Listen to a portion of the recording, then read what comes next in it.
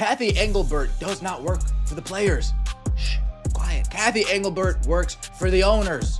You still just have one player that is the draw. One player. That is it. Y'all thought Caitlin Clark was going to save this shit. Oh, my God. There's this perception that the players don't understand the business. That there is a perception that the players don't understand business. They just kind of ignored everything we say.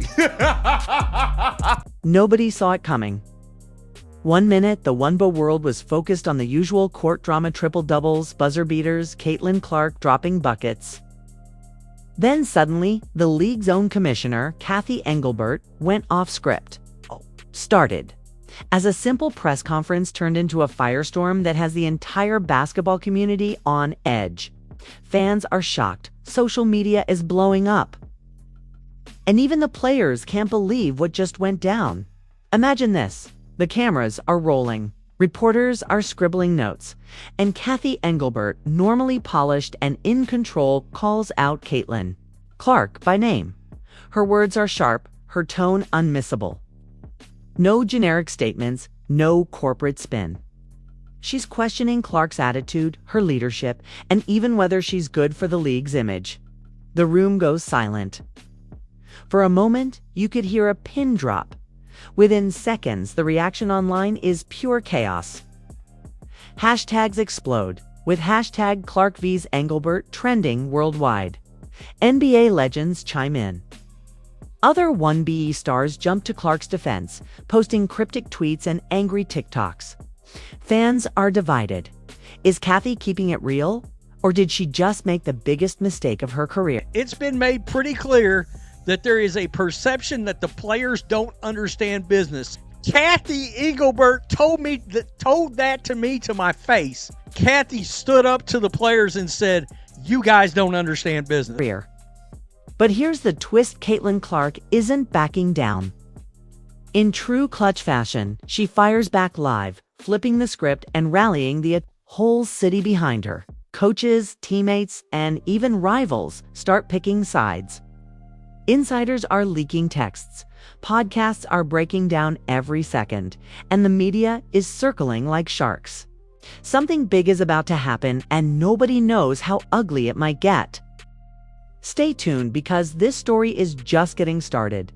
The fallout began almost instantly. As soon as Cathy Engelbert's comments hit Twitter, basketball insiders scrambled for more details.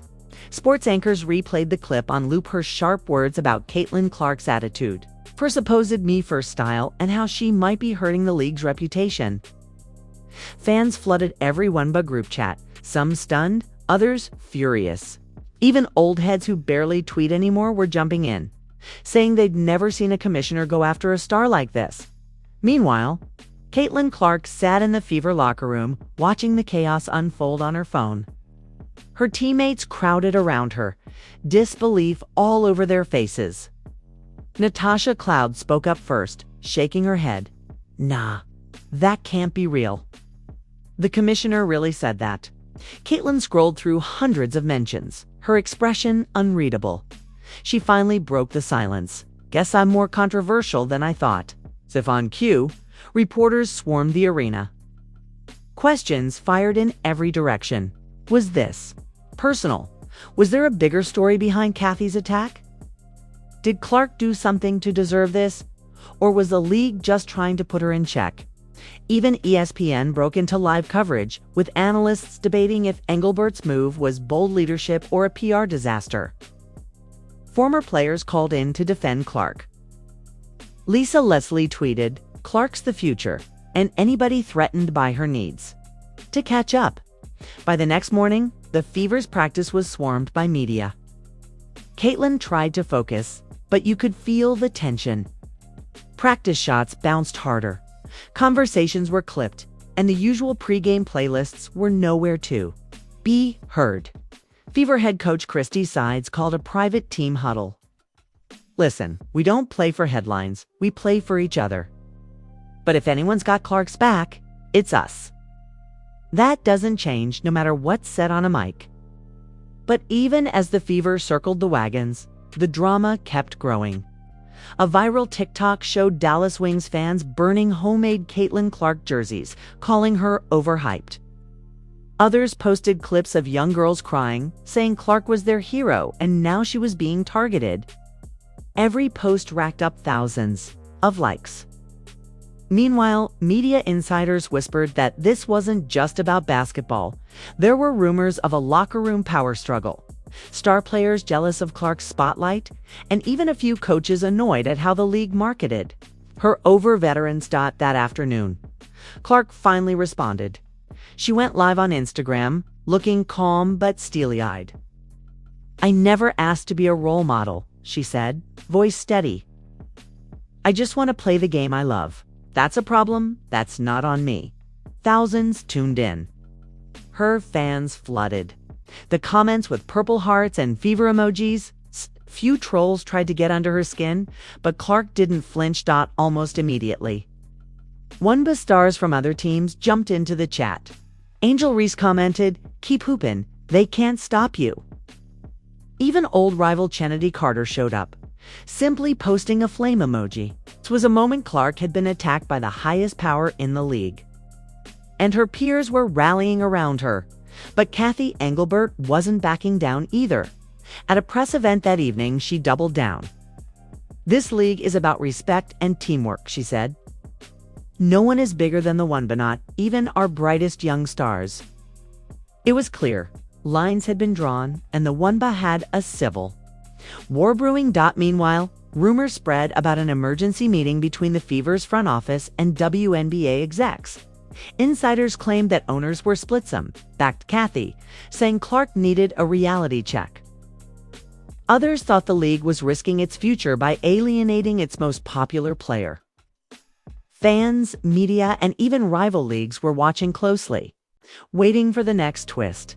And the twist came sooner than anyone expected, when a leaked email surfaced on Reddit, supposedly from a WNBA exec. It hinted that Cathy Engelbert had been pressured by other owners to put Clark in her place after a behind-the-scenes clash. Was it real? Nobody knew, but that didn't stop it from blowing up overnight. By now, the basketball world was in chaos.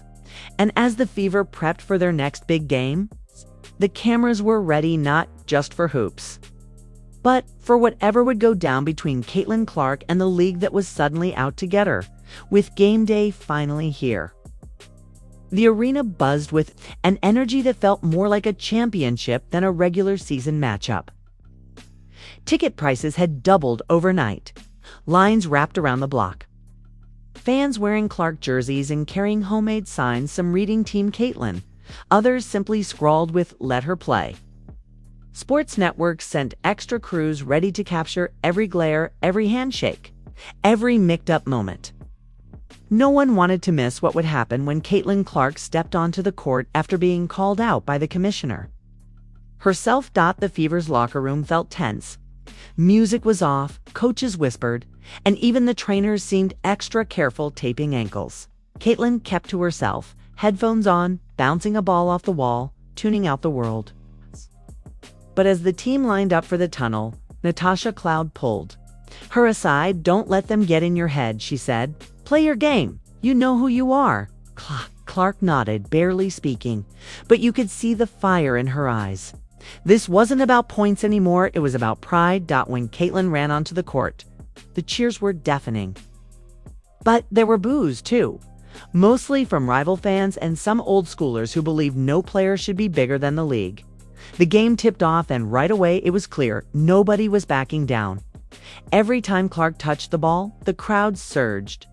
Defenders body checked her harder than usual. Refs let more contact slide. And even her teammates played with a sense of urgency, almost as if they knew they were making a statement for everyone watching. The drama peaked late in the second quarter. Clark hit a deep three, turned to the bench, and stared straight into the broadcast camera. The message was clear: she wasn't going anywhere. On the next play, a rival guard fouled her hard, sending her to the floor. Social media lit up instantly. Was the league trying to humble Clark, or was this just good old-fashioned tough basketball? Even the announcers were torn. "She's the future," one said. But the WNBA's always been about respect, And right now, nobody's giving an inch. Meanwhile, up in the luxury boxes, Fever ownership met privately with league execs. Tempers flared as some insisted Cathy Engelbert's comments had crossed a line. "You're risking our ticket sales, our brand," one owner argued. But another fired back, "No one player is bigger than the Shield." Cameras tried to catch glimpses. Fans speculated wildly online. And even rival league scouts were spotted in the stands hoping maybe to poach a star if things got too ugly in Indiana. Halftime arrived with the Fever trailing by just 2. In the locker room, Coach Sides gathered everyone together. "Listen, I know there's noise. I know there's drama. But this is our house, and Caitlin is our teammate. We fight for each other. Let's win the game. Let the rest take care of itself." Clark didn't say much. She just nodded, then went right back to warming up. Outside, the world kept spinning. On Twitter, rumors swirled about a possible team boycott if the league tried to discipline Clark further. One prominent sports podcast suggested Clark's agent was already fielding calls from overseas clubs, just in case. TikTok was full of edits highlights of Clark's best moments set to dramatic music, with overlays reading, "Don't silence greatness." Even WNBA legends chimed in. Sue Bird tweeted, "Love her or hate her, you can't ignore her." The second half started, and the Fever played inspired. Clark drove to the rim, drew fouls, and fed her teammates for easy buckets. Every shot she made was a statement. Late in the fourth, the Fever were down 1 with 10 seconds left. The arena fell silent as Caitlin brought up the ball. Every camera trained on her.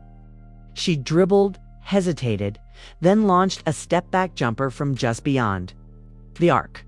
The ball sailed through the net as the buzzer sounded, and the place exploded. Instant classic.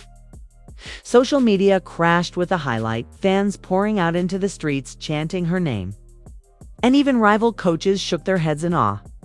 But the victory didn't end the controversy. After the game, reporters swarmed Clark, asking if she had a message for the commissioner.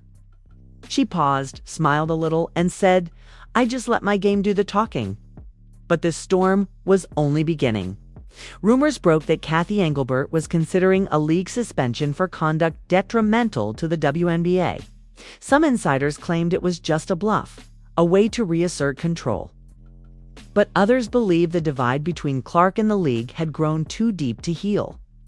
Now, with fans, players, and even sponsors taking sides, the WNBA faced a crisis unlike anything in its history. Overnight, the city turned into a circus. News vans lined up outside the Fever's arena.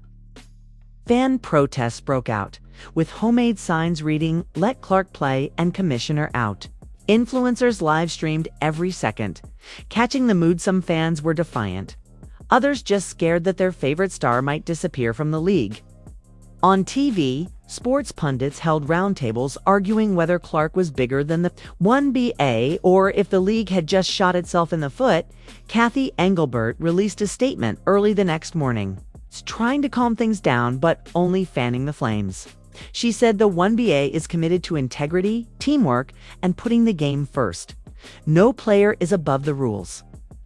"We will address this matter internally," but fans weren't buying it.